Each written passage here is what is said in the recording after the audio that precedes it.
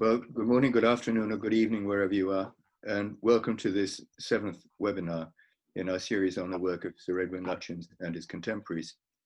Today, we're looking at Sir Edwin's work and that of his friend Sir Herbert Baker in South Africa.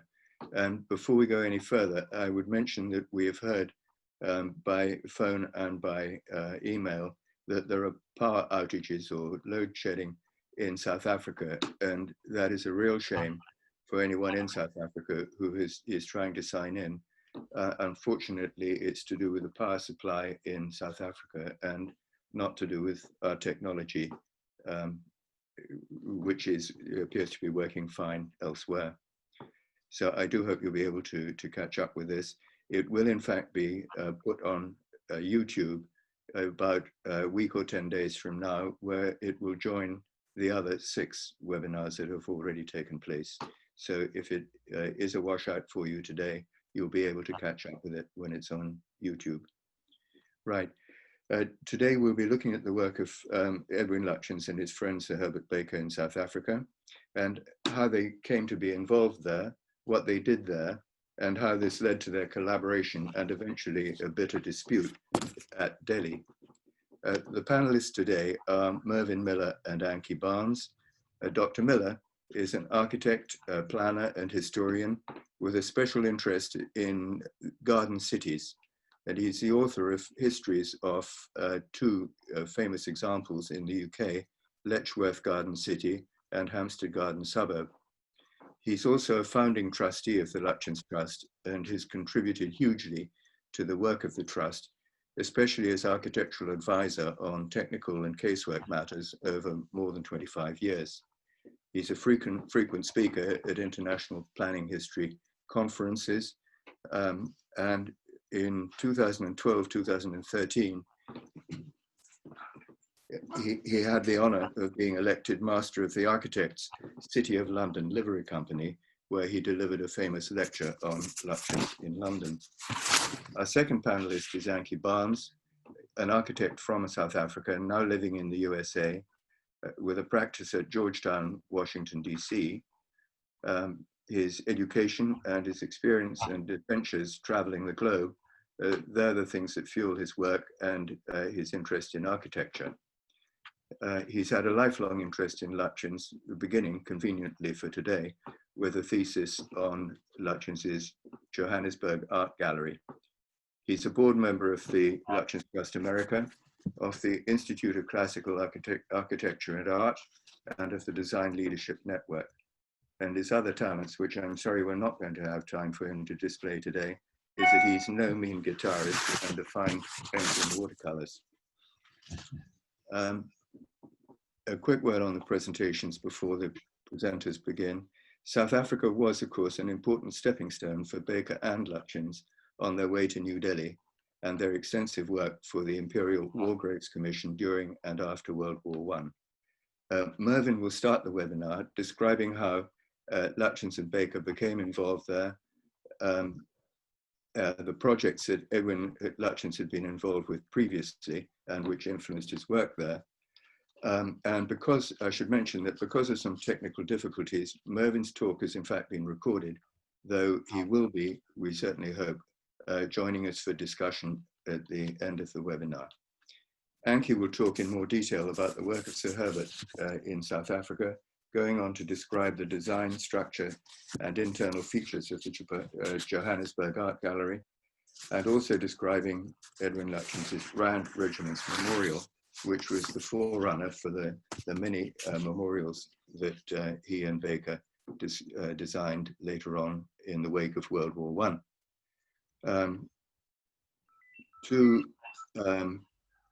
Now, I mentioned that the webinar is being recorded, so I'll miss that. But if you have questions, do please submit them using the little box at the bottom of your screen. They will be put to the panelists at the end of the presentations. Thank you all for attending. And at that point, please would you start Mervyn's presentation. Thank you. This presentation could be called A Tale of Two Cities. Johannesburg and Delhi. One led to the other.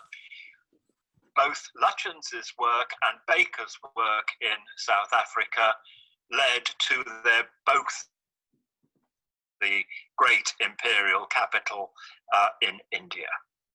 However, we need to go back in time. Two architects, Lutyens and Baker. Edwin Landseer Lutyens, born 1869, died New Year's Day 1944. A very distinguished career. His father had been a great friend of the Victorian artist Sir Edwin Landseer, hence the name. So Landseer, the artist, died in 1873 when Lutyens was a boy. Lutyens developed his creative talent in Surrey, where he actually began his career as an architect. But before then, he had served articles with Sir Ernest George, a distinguished Victorian architect in his own right. It was there that he met Herbert Baker. And their careers are interwoven through the whole of this presentation. Matters resulting from Baker's work will be dealt with by my colleague Ankie Barnes. So let's concentrate on Lutyens.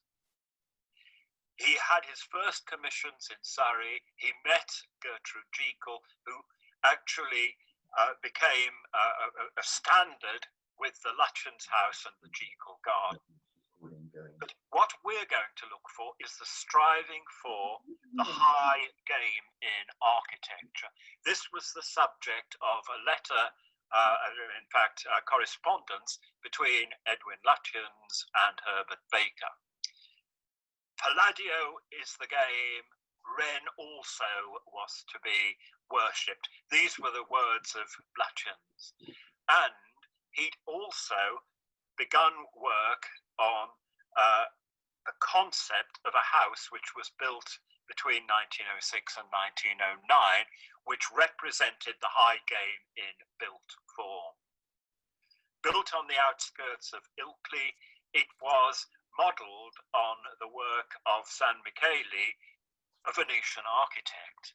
Lutyens had not been to Italy until after the house was finished and occupied. So we need to take his progression towards classical architecture and the high game a bit further via Hampstead Garden Suburb Trust. He was appointed consultant to the Trust in 1906, and it's through Lutyens that the plan by Raymond Unwin, which was rather amorphous, was in fact metamorphosed into a crisp geometrical layout for the housing, which we can see towards the left of the plan. In the center of the plan, I'm excluding the Heath extension, actually, I'm concentrating on the left-hand side, is the Lutyens masterpiece of twin churches and institute. The church for Henrietta Barnett, the begetter of the suburb, on the right, the Free Church on the left, in this photograph taken in 1930, before the churches were complete. And this is the sort of concept towards which Lutyens was working. He actually got his visit to Italy in a rather unusual way. An exhibition of fine art was being held in Rome, and the British Pavilion was designed by Lutyens. But it was the west front of St. Paul's Cathedral, the upper part, which was designated as the design. And you see it in the icon below, built in lath and plaster. But it was very popular. And it was rebuilt to form the frontispiece of the British School at Rome in 1916. And there we have this magnificent piece of classical architecture. The high game in built form indeed. We now move to the artistic scene.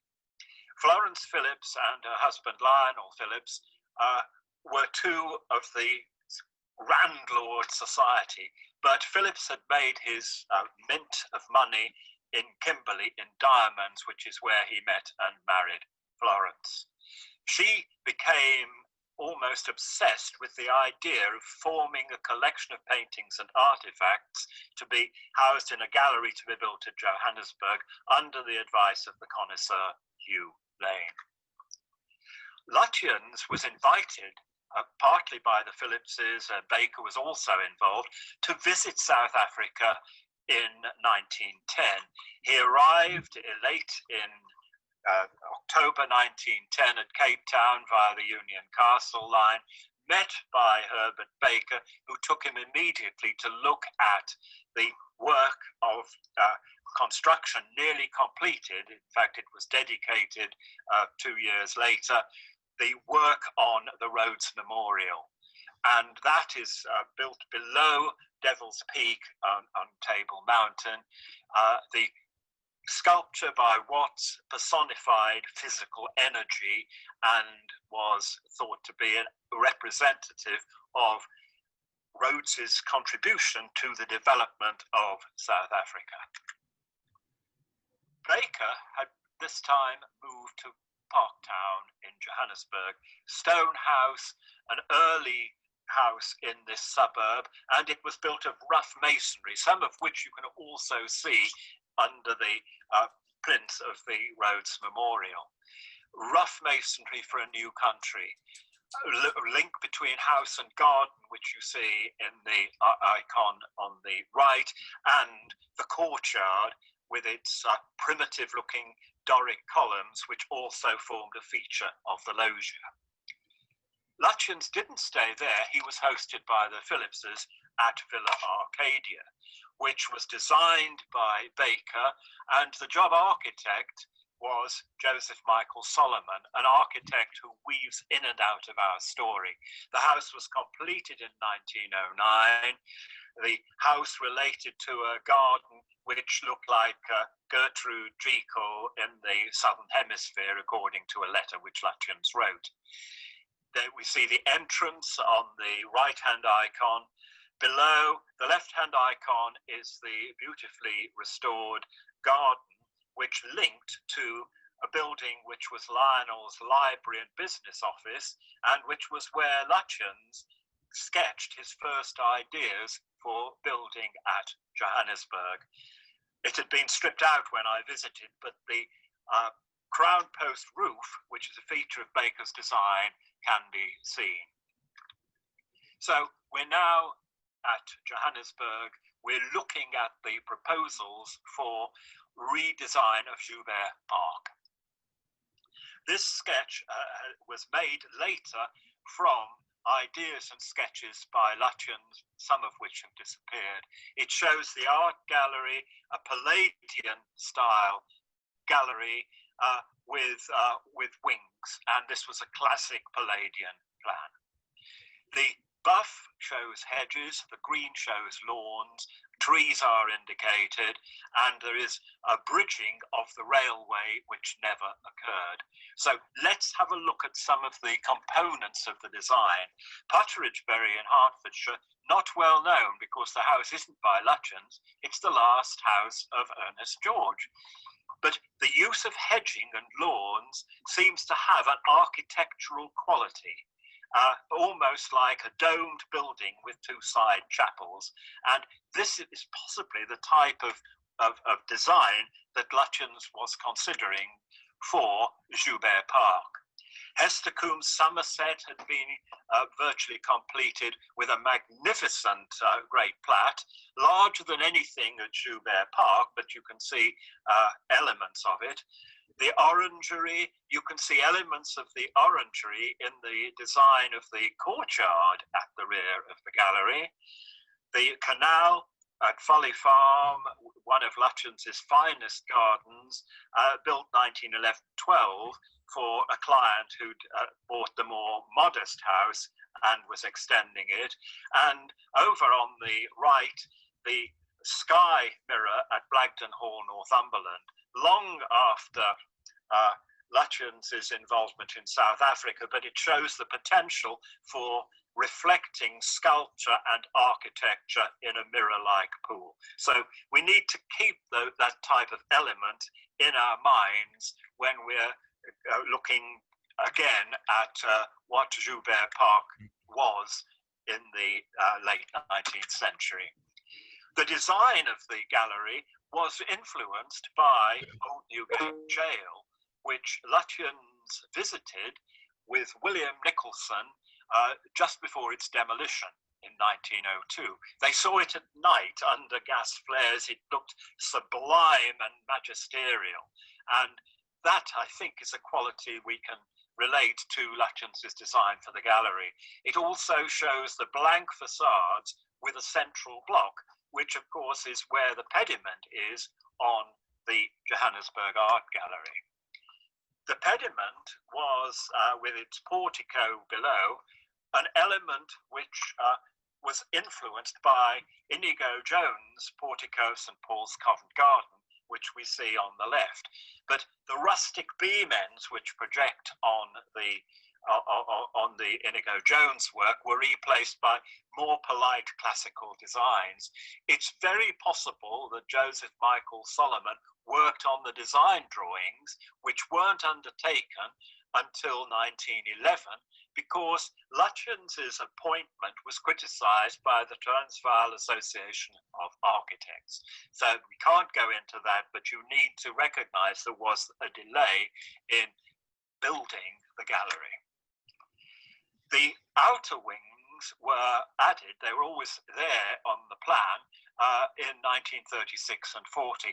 Both the initial build and the later build were supervised by Robert Howden, trained under Baker, but a Transvaal architect. The Meyer-Pienaar extensions provided modern facilities, but separated the Johannesburg Art Gallery from Joubert Park. You can see the closing off, which of course would have happened in a different form, of the courtyard, but there you see the idea of the orangery relating to the design. Looking at the art gallery on the right hand, you see a more literal interpretation of one of the elements from the old Newgate slide which we have looked at. Below you see Joubert Park as it was in 1951, well maintained with mature landscaping. I wonder whether it really would have been possible, if the commitment was there, to have actually undertaken the Lutyens work. Ankie Barnes will talk about the planning and interior of the art gallery. The Union buildings at Pretoria were Herbert Baker's masterpiece. Edwin Lutyens went to visit them with him shortly before he returned to England. And of course they were under construction then, they weren't completed until 1913. The colonnade, the semicircular colonnade, linked two buildings. On the right were the administrations for the English-speaking South Africa. On the left, the Afrikaner, the idea of the two parties of the Boer War coming together in this building. The detailing was superb. I was privileged to visit the Eastern Bloc back in 1995, and we can see how well Baker handled this detail. At the rear, the buildings are now blocked in by the growth of the woodland on Mindjes Kop. Originally, there was supposed to be a peace memorial at the top. That somehow got missed out, but it's a very impressive view which you get looking down over the building and to Pretoria. This part of the building is now closed off for security purposes. The Lutyens Trust couldn't visit it in 2009, but it still shows the qualities of the Baker design. The gardens were laid out probably in the 1920s. Baker was influenced by those at the Villa d'Este at Tivoli near Rome. And on the pedestal was a replica of the statue of the twin brethren from the South African National Memorial at Delville Wood on the Somme. The development of the gardens actually matured, but it has been simplified. The 1951 photograph actually shows the cypresses in an earlier stage of their growth, and the more elaborate gardens which have since disappeared. You make your way down a staircase which is not axial, past rough masonry part of the Baker ethic, and you see the War Memorial by Gordon Leith with a bilateral orientation of the Great War Stone, Afrikaner, a conscription on one side and English on the other. And so to Delhi. Delhi evolved out of the work in South Africa and Lutyens' respect for Baker's design for the Union buildings. Here we see a plan from the final report.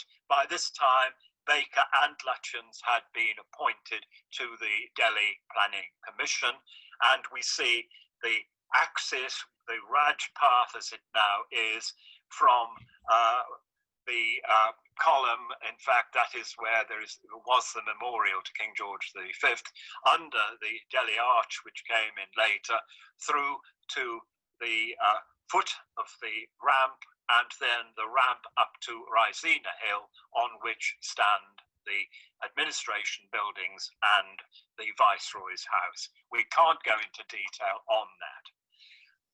Edwin Lutyens and Herbert Baker worked together, but there was friction which erupted into the Great Quarrel. But this photograph of them in 1915 was approved for our use by the Baker family, and I think it's actually much more telling than the group photographs.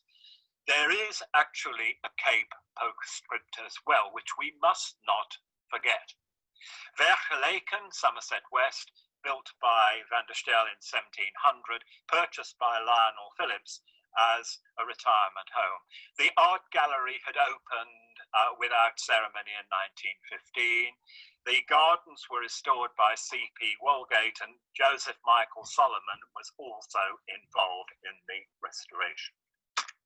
Solomon had restored the Burger Watch House in Cape Town to house the Michaelis collection of art. Florence Phillips was involved in that to a degree. The University of Cape Town, established by private act of Parliament outside the city, again below part of Table Mountain, not far from Groote Schuur, which had been Rhodes's home. And Lutyens became an advisor after Solomon's master plan was starting to be implemented. Solomon, in fact, caught influenza, suffered depression, and committed suicide. But Walgate realized the campus, not in Portland stone, as both Solomon and Lutyens hoped, but in render. The central building was to have a Delhi-like dome. Drawings from it exist. The Great War Stone, which honors the fallen, was done from a drawing which was sent from Lutyens' office for what was then the Imperial War Graves Commission. So there's a direct Lutyens contact there. Finally, Noordhoek for Sir Drummond Chaplin, 1923. Herbert Baker's last South African house, probably designed in Baker's London office, because Baker left South Africa never to return in 1915. But we see Noordhoek with its arms coming forward, the quadrant, the Palladian plan, but also a memory of the art gallery in Johannesburg. Thank you, Mervyn. I'm going to start my presentation in a minute as we switch over from one piece of technology to another. Firstly, thank you. It was a terrific presentation. And as Mervyn mentioned earlier, I will be talking about Sir Herbert Baker. I'll be talking about the interior of the art gallery in Johannesburg by Lutyens, and I'll be talking about the Rand Regiments War Memorial Arch. Thank you for putting up the first image, Robin. It is so interesting to look back in history and think about these two architects who were such great friends for 30-odd years, gave us so much insight into the mind of such leading individuals and artists because of their letters, which were luckily preserved and so many of us have read and know about. And then, of course, tragically, they fell out over a major architectural issue and were not friends the last 25 years. Although I'm pleased to say that Baker wrote a generous obituary after Lutyens died, and was also, I think, first in the procession after the casket when Lutyens was interred. So I think there was a mutual respect carried on for their full lives. This shows a portrait of Sir Herbert Baker on the left by the architect Solomon that was mentioned earlier by Mervyn, and on the right his country house, Owlets in Kent. He clearly came from a good family, but he was not the eldest son, which means, like many of the younger children of better British families, he needed to seek his own fortune. After the Industrial Revolution had made it clear that initiative and energy and invention could actually lead to fortunes and a very solid life, it was quite common for the second, third, fourth, and fifth children of families to head out to the colonies to try and make their fortune. Baker was sent out in the exact same manner with a brother to South Africa, where he was meant to try and make his fortune in 1892 by starting a fruit farm. Let's have the next image, please, Robin. Baker and his brother arrived in Cape Town by sea. Robin, I'm asking for the next image. It seems to be a bit slow. There we go. If you look at the map on the top left, you can see in green the Cape Colony, the biggest piece of political property in South Africa at that time, which was under British control, and it had been for about 100 years. By this point, the Cape had been settled by the Dutch initially in the 1650s, so it was already quite old territory. The English also controlled the province of Natal, which you see up towards the right with its port at Durban. And then the two interior orange and yellowish portions, the Transvaal and the Orange Free State, were both independent Boer republics, very powerful, essentially farmers of Dutch origin who had moved away from the Cape, who were not happy to be under British control, as is understandable. In the middle of the Transvaal, you see Pretoria and Johannesburg, which feature very importantly in history because of the discovery of gold and the center of power there. And then just to the left of the Orange Free State, I point out the town of Kimberley, which is where the diamonds were discovered. It's about 800 miles from there down to Cape Town on the lower left.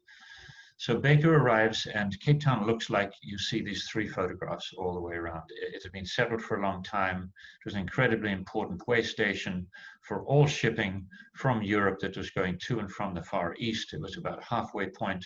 Ships and sailors would disembark, they would rest up and then head back either east or west.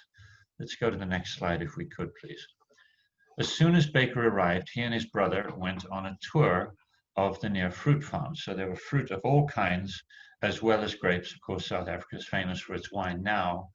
But at that time, the thing that impressed Baker so much was this beautiful vernacular architecture, the Cape Dutch architecture. The image on the top left and in the middle show you what the typical country wine estates look like if they're in good condition as they are today. Many were dilapidated when Baker was there, but he was so impressed and taken with this beautiful development, the sort of Baroque gables that came from Holland with the Dutch when they first arrived, but used in a new free-form manner, rendered in white, in plaster or rendering of stucco over stone and sun-dried brick. People working with the local materials of labor. The roofs were made of thatch, kind of thatching grass, which was a reed from swamps, and it really swept him away. And he was one of the first people to realize the value of this long neglected architecture. There's an interior on the lower right from Groot Constantia, one of the very first houses in the Cape. Beautiful high-ceilinged room. This is obviously a nobleman's house, but it's got a cool floor in tile, beautiful furniture, tall ceilings to keep it cool, very thick walls. There was also a beautiful formal architecture developed at the same time by the Dutch. You see the house on the lower left, which is in Cape Town. It was a sort of Georgian and neoclassical version of the Cape Dutch around courtyard plans. Everything was about the movement of fresh air because it's a hot and dry country. And this is something that impressed itself upon Herbert Baker and, of course, Lutyens when he was there. Next slide, please.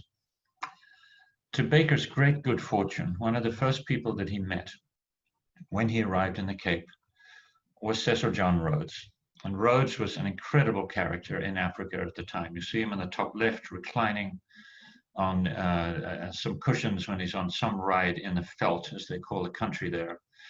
And he doesn't look particularly well, and he never was his whole life. He was the youngest of, I think, 10 children, huge family, and again was sent off to make his fortune in South Africa. He too was joining a brother who had a cotton farm. When he arrived at the age of 17, which was really rather tender age to go anywhere, in 1870, his brother had already left the farm and gone off to Kimberley, where there was a raging diamond fever. Diamonds had just been discovered. If you look at the two images on the right, you'll see what Kimberley was like. Down in the lower right, you can see this incredible hodgepodge of little hills, and these are the small individually owned claims where the diamond miners are furiously digging with picks and pulling out the soil and sorting for diamonds, and then bringing the labor and the diamonds in and out in these little aerial tramways. So there were all these cables running down from the edge. It was absolute chaos. And this young man, he was 17 at the time, even had a heart attack 2 years later when he was 19, managed to survive through all of that. And he, particularly with his brother, in about 10 years had managed to buy up a lot of the claims, prospect in areas that weren't as well known, survived his way through a couple of crashes in the diamond market when the market was locally flooded, and managed to pretty much take control of the diamond industry. 20 years after his arrival, which is when Baker meets him in the Cape, he is now the Prime Minister of the Cape Colony, which is a large area, 2 million people under his control, and he's still in his 30s, richest man probably in Africa. He meets Baker at a dinner party and then riding on the slopes of Table Mountain on a horse, which is what gentlemen did for exercise in the morning, and immediately commissions Baker to build the house you see on the lower left. He had bought 1,500 acres from the Dutch East India Company right below Table Mountain. A lot of it's still accessible to the public today. And he bought a big barn, which is what grote schuur means, and he asked that Baker turn it into a gentleman's house, which he did. You can see Baker and Rhodes were both impressed by the Cape Dutch architecture, realized its relevance, and Baker has his first attempt at it, somewhat mixed with European chimneys, but it's a very elegant house, white against the hills. If we can go to the next slide, Robin, you'll see that not only did Baker fall right into this great commission of this large house, but Rhodes immediately commissioned him to do a number of other things as well. And it's interesting to realize that at this point, although Baker is 7 years older than Lutyens, Lutyens bravely had hung out his shingle after maybe a year of internship in the office of Ernest George, and had started his own office and found his way into good commissions. He'd met Gertrude Jekyll. At this point, even though Baker was older and was more senior in the office, Baker's career was somewhat lagging to Lutyens. Baker had a small office in Kent for a little while, and when he got to South Africa, all of a sudden he hit his stride. So all of these buildings, except for the church, are actually commissioned also by Cecil John Rhodes. The one on the top right is very interesting. The Woolsack, it still exists, a charming house. It's got a few sort of arts and crafts elements like the windows, but it has gables and a colonnade, and looks up onto the mountain. And this is where Rudyard Kipling, who was a friend of both of them, and Rhodes in particular, stayed for several summers, where Rhodes was hoping that he would write more groundbreaking poetry. The house on the left, Velgelegen, is also from a very similar era, 1896, a little earlier. And you can see at this point, Baker is more truly looking at the examples of Cape Dutch and emulating them, I think, really rather handsomely. It's quite a Cape Dutchish house. It's still in very good condition, belongs to the University of Cape Town. And when you go, you should see if you can visit it. To my mind, probably his most elegant Cape Dutch influenced house is the one down on the lower left, Rus en Vrede, which means rest and peace. And this was a house he started for Rhodes in Rhodes's last year. Rhodes then died. It was on the coast in Muizenberg, very beautiful hill looking over the ocean. You can see a better picture of it in the middle. It was later finished for another landlord, another wealthy South African friend of Rhodes called Sir Abe Bailey.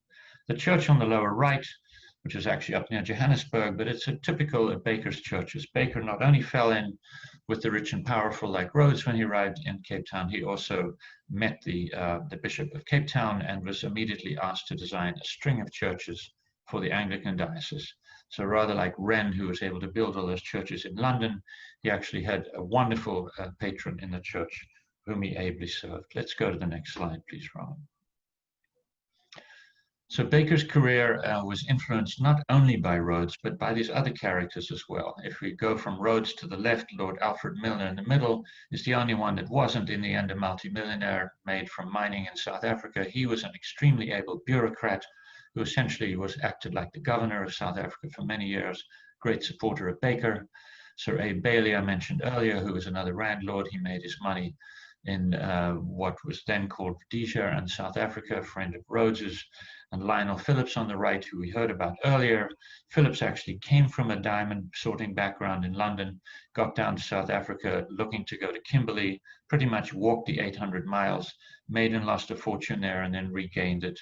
Friendship with Rhodes and others put him together. And all four of them, together with Baker, were really imperial hawks, meaning that they wanted to do everything they could in the service of the English-speaking peoples, sort of controlling the globe. The map on the lower left is the British Empire in 1901. We shouldn't underestimate the breadth of ambition and energy that came out of England. At this point, there were 40 million people living in the islands of the British island group, and there were 400 million people under their control, 1/4 of the globe's population in the colonies that you see here. So it was to essentially to capture and record and further the aims of imperial England, the building of their empire modeled after those of classical Europe, that these architects like Baker and Lutyens were employed. Let's go to the next slide if we can. After the gold rush of Kimberley, the diamond rush of Kimberley, then the gold was discovered up in the reef near Johannesburg, and after about 25 years, Johannesburg was an extremely rich and powerful city, and the power base had moved from Cape Town. Lord Milner invited Baker to move up there, which he did in 1902. He found the city, like you see on the two pictures on the left, gold mining headgear on the right, where they were hoisting thousands of people up and down the mine shafts to dig out the mine by hand after dynamiting underground. Baker immediately set about building his own house, which you saw some beautiful pictures of Mervyn's. Here you see it on the top right after it was built. You can see that it really is of rough stone, looks as if it's just grown right out of the kopje of the little hill in Parktown. No trees at the time, catches the breeze and the long views. And this is Baker's calling card. He immediately starts to get commissions. Next slide, please. And he starts to build fancy houses for people like the Phillipses. You saw the Phillipses' house. In the top left, you see Northwards as well. So at this point, Baker and Lutyens' career are really more parallel. They've kept up their terrific correspondence. Lutyens is at this point the great house architect of England, very famous because of it. It's one of the reasons Lady Phillips was attracted to asking him, because he was definitely the most revered architect in England at the time, to come to South Africa and build a gallery.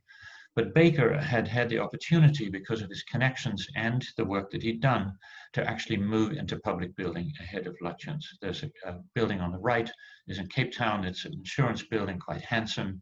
You can see as all architects started to struggle with vertical construction, he was, I think, having a fairly mighty attempt at it here. In the lower right-hand side, very important commission, the main railway station in Pretoria near Johannesburg.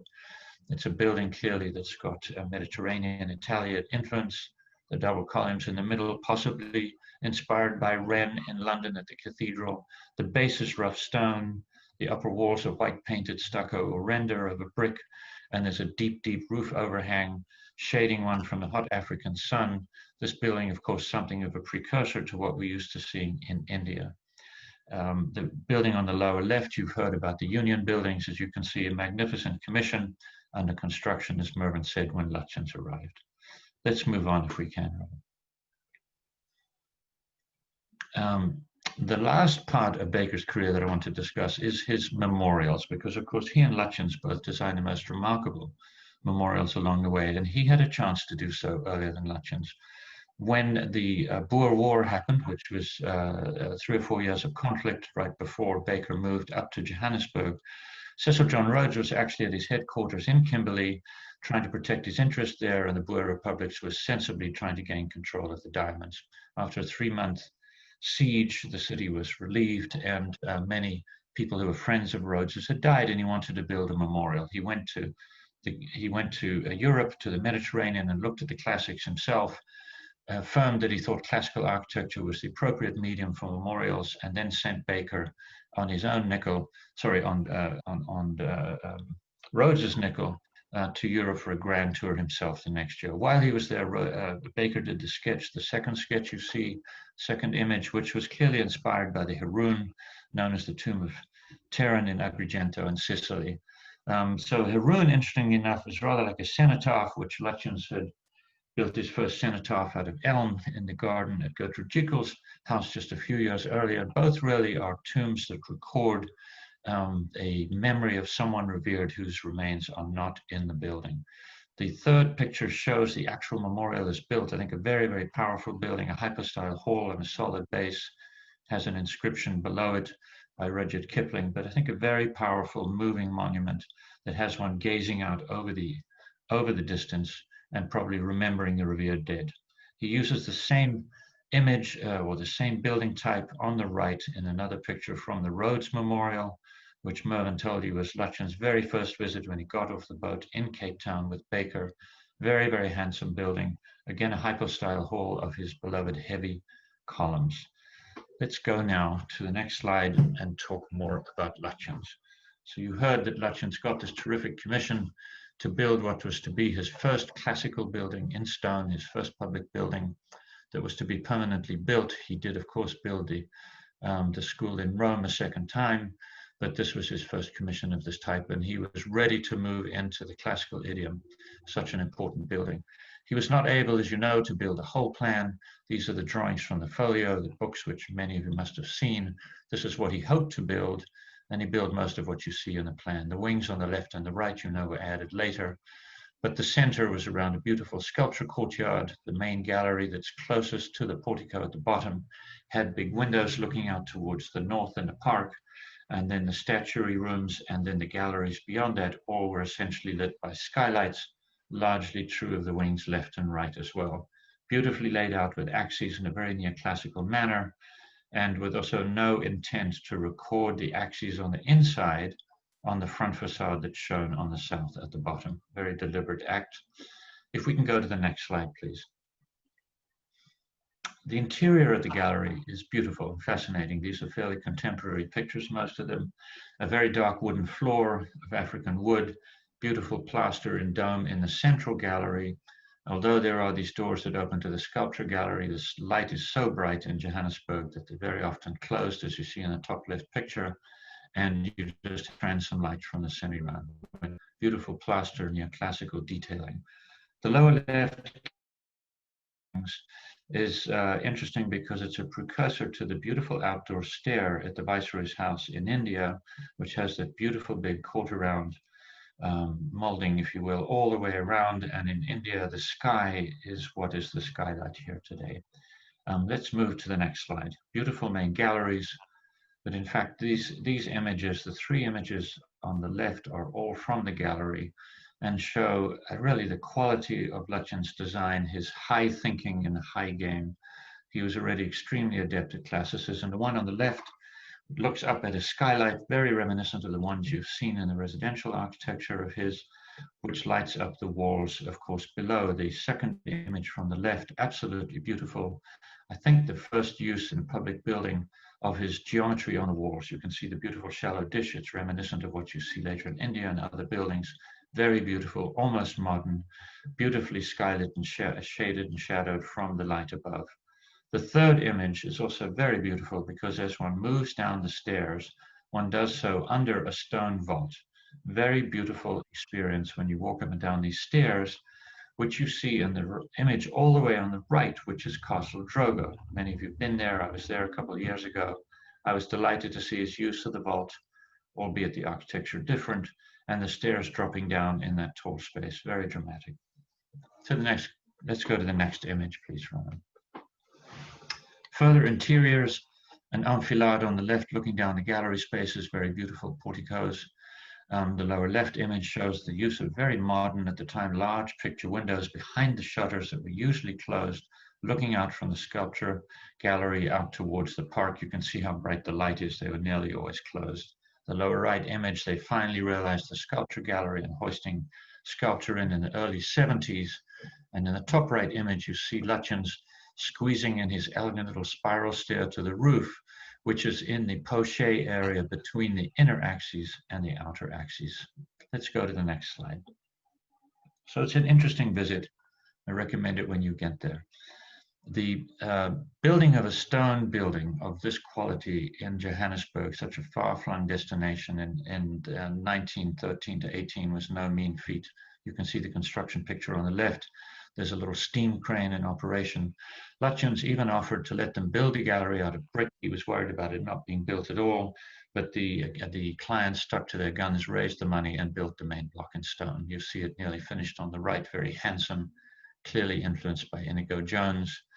The image on the lower right is the way I remember growing up and seeing the gallery. I was raised in Johannesburg, and this is what Joubert Park looked like. Sadly, the railway lines in the near front you see were never bridged by Lutyens' bridge, which would have been wonderful to see. The city was growing up around it. The image on the lower left shows that the gallery was indeed finished, as Mervyn mentions, by the local firm of Meyer Pinar. I actually worked there before I came to the States. Very talented firm. The two principals studied under and worked for Louis Kahn, and you can see his influence in the work. They sort of honored Lutyens' plan, but ended up with a much bigger program. Let's go to the next slide.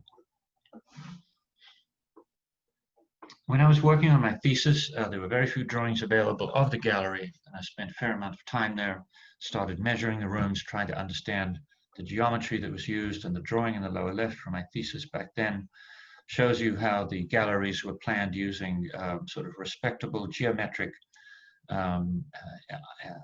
images, or I guess the proportions. If you look on the images on the right, the galleries on the right are root 2 rectangle. Same is true of the main gallery, which is a double rectangle. You've got squares and double squares in the other galleries on the right. But what interested me most is detailed in the rectangle on the top right, which is the wing that was added later. The little quarter-round curve in the hyphen or connection, when I measured it in the field, was slightly less than 1/4 circle, and I couldn't understand why. I put it down in the end to probably just a construction error of this building being built so far away from London. In fact, later when I was reading The Life of Sir Edwin Lutyens, a Christopher Hussey book, they mentioned there that Lutyens was in fact aware of and fond of using less than a semicircle for apses. He used the Roman form of the pulvino. If you look on the lower right, this is a construction I made. You can do it with a scale and a pencil and a pair of compasses, and it is 6 degrees less than a full semicircle on either side. So he used a 1/4 pulvino in the circle, and I was only to discover it later. Next slide, please. This, of course, leads one to think about Lutyens' careful use of modifying geometry to please the eye. Most famous example probably is the cenotaph that you see on the left in the photographs and in the drawings. And in the middle, the highlighted areas point out, as many of you know, that the vertical lines were not actually vertical. They were meant to be lines that converged 1,000 feet above the ground. And the apparent horizontals on the base were actually all fragments of an arc of a radius of 900 feet. Lutyens made these adjustments very late in the game. The cenotaph, as you probably know, was built temporarily of wood for a march to remember the dead of the war right after the First World War. It was so popular, the streets were closed for nearly a whole week. 1.5 million people walked by it, and there was a 10-foot tall pile of flowers around it. It was decided almost immediately that it should be made permanent in stone, and when Lutyens was asked to prepare those working drawings, he tweaked them a little bit with these proportions, thinking that they would please the eye more. He was brave enough to do this with historic order as well. If you look on the right, Palladio revered by most architects, Doric order on the left. If you look at the base on the right in Lutyens' Doric order, here used in the Midland Bank, to my eye, I think the resolution of gravity with a more gentle sweep of the curves of the cyma reversus is actually more handsome. I think Lutyens was thinking about how to please the eye and deal with gravity in stone buildings most of his life. Next image, please. Lutyens' other extremely important contribution to architecture, both his own but that of the world, was the starting of the memorial arches. This was another commission at the same time in Johannesburg, where he spent 6 weeks to visit really about the gallery, but he was asked to design a war memorial arch. The Boer War had only finished a few years before, and slightly wrong-headedly, the Johannesburg City Council, as far as I know, had decided to build a sort of victory arch, which was probably a bad idea considering their neighbors were all the Boers that they'd just been fighting with, and there was a new republic trying to unite both sets of people. The names changed, but the origins of the design were probably the same. The sculpture, which I think is a bit too big to my eye, is now called, I believe, the Lady of Peace or the Angel of Peace, whereas in fact, the model is actually Nike, who is the goddess of victory, which shows you the origins of the arch. It is a very handsome three-dimensional building, though, and although Lutyens will have seen the Arch of Titus and the Arch of Constantine on the lower left when he was in Rome, these triumphal arches, which were meant to memorialize a victory, of course, were all about procession and a single arch. What Lutyens does here, and then for the rest of his life in his memorial arches, he thinks about it in a three-dimensional way.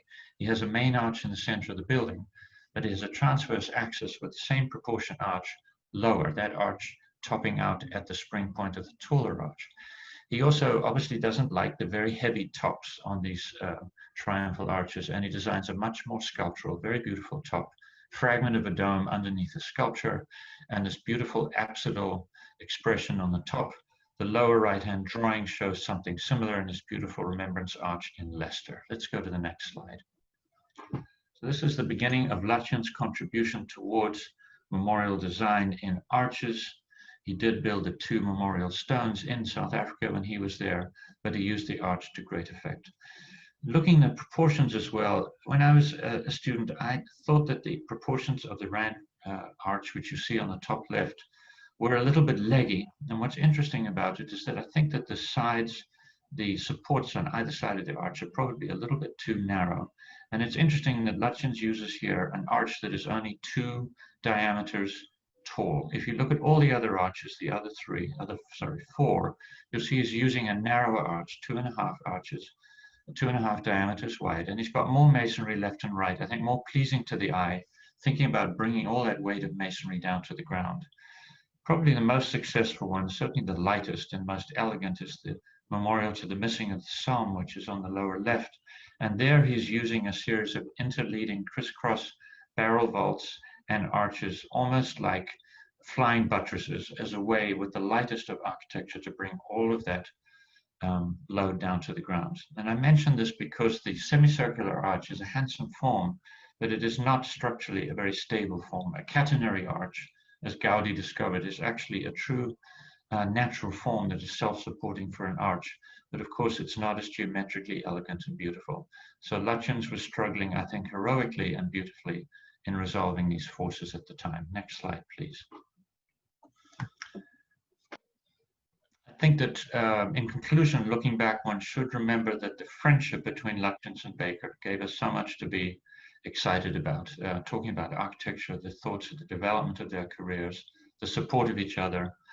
Baker's prominent works in South Africa, like the Union buildings, like the Pretoria railway station, meant that when he joined Lutyens as a candidate for the work in India, between the two of them, they had tremendous political support.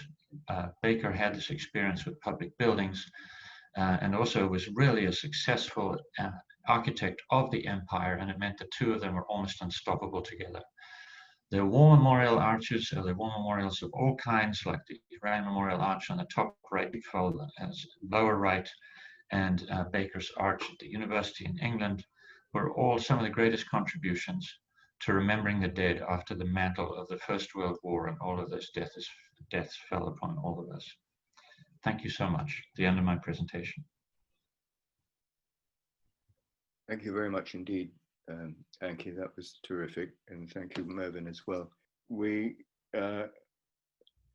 normally ask that if you've enjoyed these things and you feel like it, please do make a small donation to either the Lutyens Trust to America or the Lutyens Trust in the UK, depending on where you are.